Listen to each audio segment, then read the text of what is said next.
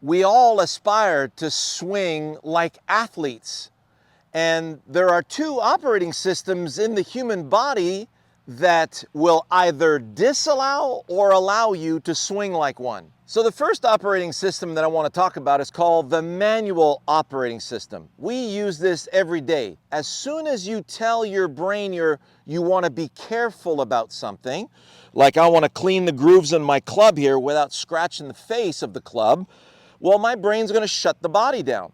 It's going to tuck the club underneath my armpit here, and I can do these very fine manipulations. If I was a rail worker and I had a sledgehammer and I wanted to hammer a nail into the side of a railroad tie, well, I would not be careful and try to manipulate the hammer to go into that nail.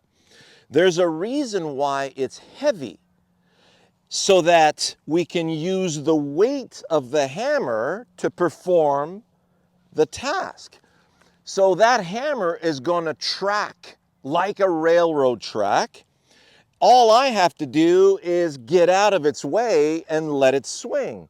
So notice, naturally, I'm not going to take that hammer way inside. If I let that fall, I'm going to lose an ankle. So out of pure self-preservation, that hammer is staying out in front of me. And if I need to turbocharge it, notice how I'm using my legs. I'm carrying this hammer with my legs. So now you take the golf club, and it's much lighter. It has graphite shafts. And then you receive instruction that says, be careful, watch out, make sure, because you don't want to make a mistake. You're asking your brain to shut your body down. So now, as it does this, it's going to hold the legs in place so that you can make these fine manipulations. There's a problem, though. I could go full out with one arm, but as soon as I bring both arms together to take my grip, if I freeze my body, all I'm going to get is a flattened out accordion. I have no width. I got nowhere to go. All that's going to happen are that my arms are going to crash into my rib cage and I won't have a golf swing. Worse than that, as soon as the arms collide into my rib cage, they get diverted offline. Whereas you could see with the sledgehammer, we were allowing those arms to swing freely, and the body was tuning into that, and it was getting out of the way. This is how we do things. So in order for you to become the athlete that you should be when you're swinging a golf club, because we need speed and we need some power and some compression, that's athletic. So in this athletic system, it's called the kinetic chain, and it's accessible to all of you right now. I'm going to show you just the simplest exercise. If you stand up and you bend forward, let your arms hang in front of you, take the left arm out of the way, and what you're going to do is lift the right arm and just let it fall in front of you. And you'll notice the right arm just wants to fall and collapse against the top of that rib cage. But if I say, let the arm fall past you and towards the wall, now something different happens. So the arm falls past you. What the brain's got to do is go to the ground, shift the weight on that lead leg, use that lead leg to remove the body out of the way so that the arm has full access to swinging toward the wall. Same thing for the backswing. Let the left arm fall towards the other wall. See that? So now my left arm is free to swing in front of me. So if I do that towards you, left arm falling towards you. Notice how the arm is swinging right there in front of me. This is what the arms are designed to do. The arms are terrible at bunching up against your body. They're fantastic when they're allowed to swing freely. That's how you get to sling stuff. So if you take the club in your hands now and you take your grip, all you're going to do is allow the left arm full access to the backswing, and then allow the right arm full access to the finish. Don't let the left arm hit you. Don't let the right arm hit you. Out of the way, out of the way. One arm is 9% of your body weight, times 2 plus a club. For a 200-pound person like me, it's about 40 pounds. That's a good sledgehammer. So I'm allowing my sledgehammer to swing freely in front of my body. And guess what that's going to create? A lovely circle, an arc. The club head is attached to the shaft, through the hands, through the arms, and through the shoulders. Where the heck do you want this to go? It's just going to make a circle. So you're not going to lose your swing. It's attached. So if I swing towards you now, don't let it hit me. Don't let it hit me. Don't let it hit me. Look at where that club keeps wanting to pass. So if I put the ball there, we're in pretty good shape now, aren't we? So don't let the left arm hit me. Don't let the right arm hit me. Don't let the left arm hit me. Don't let the right arm hit me. Look at the consistency in the path of my swing. All I have to do is get out of the way of the weight of my arms. And Bob's my uncle. So I got a nice little S par 5. Draw off the tee, fade on the second shot. I got my intermediate point, and now I'm looking for that blur as my club was swinging back and through without hitting me.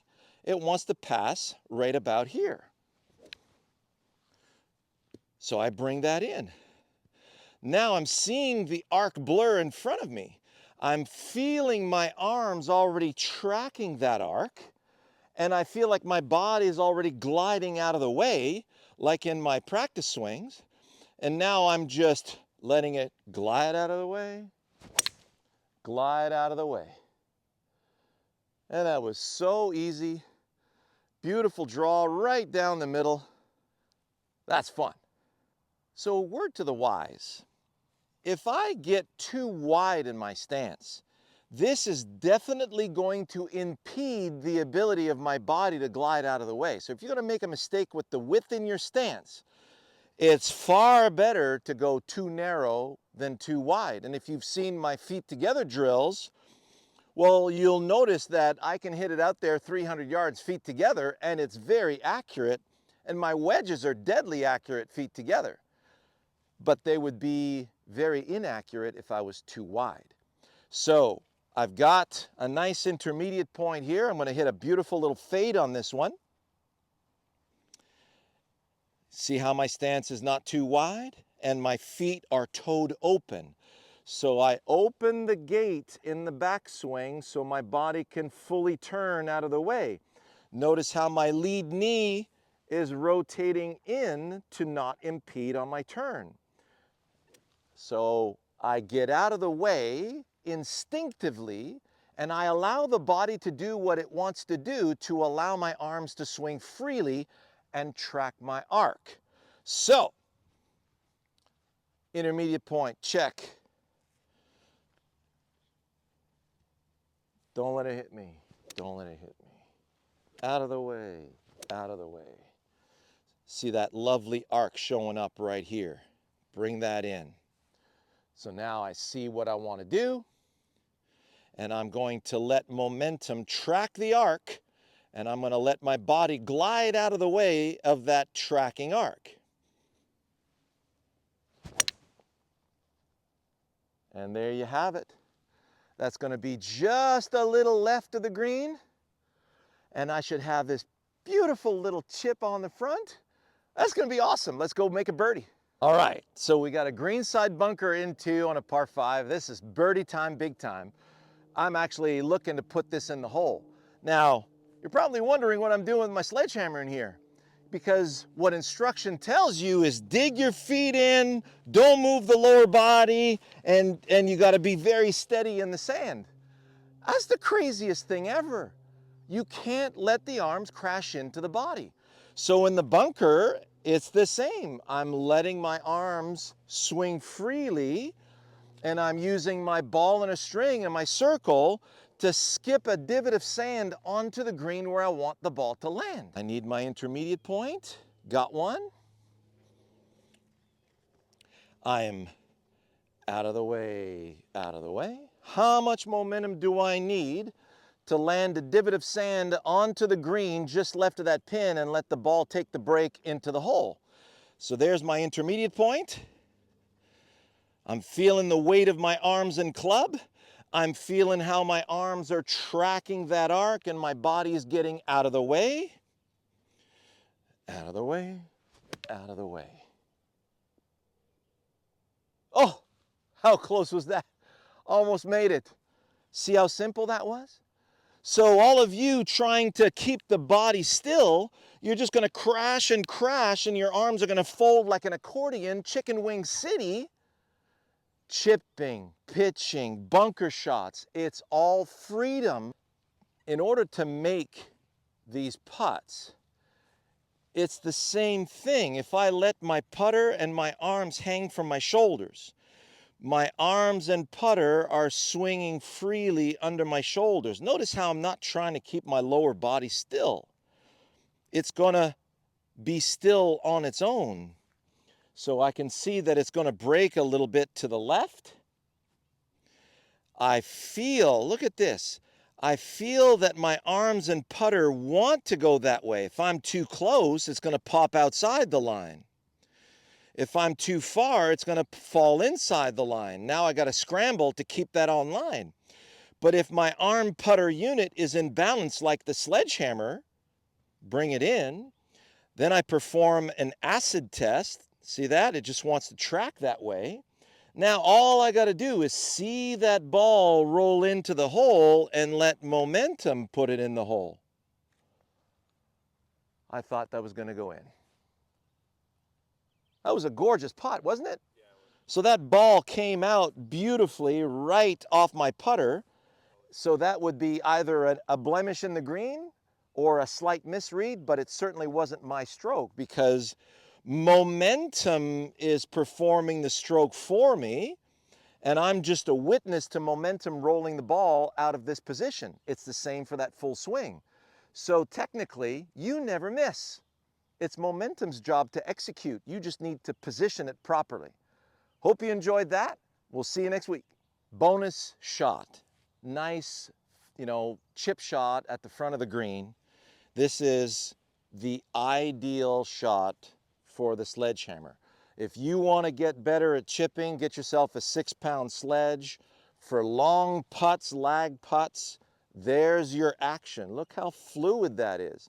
Look at how my legs are not being still and they're accommodating the weight of that sledgehammer back and through. I could go all day.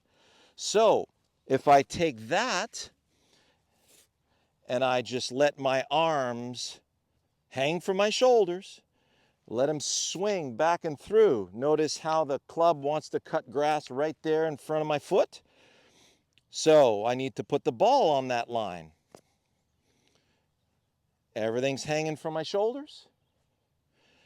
Feel the weight of the arm club unit, and I'm letting it swing. How simple is that? Moo, have a look. Dang, I pushed it.